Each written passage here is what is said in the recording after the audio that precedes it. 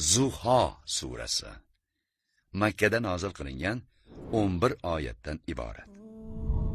Zuho choshgoh vaqti demak.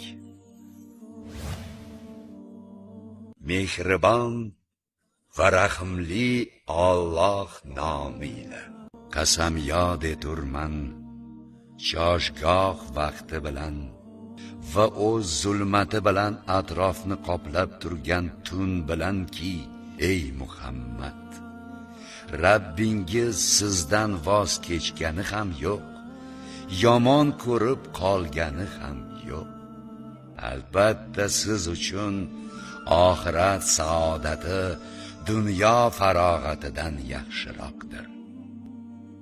Yaqinda Rabbingiz sizga shunday ne'matlarni ato eturki, siz albatta undan rozi bo'lursiz.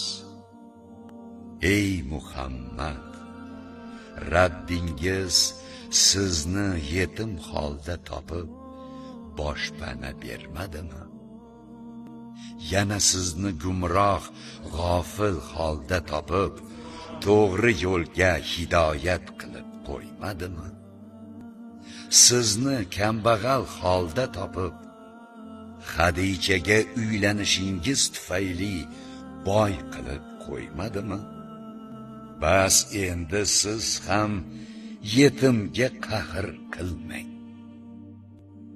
Soil gadoni esa malol olib jerkimang.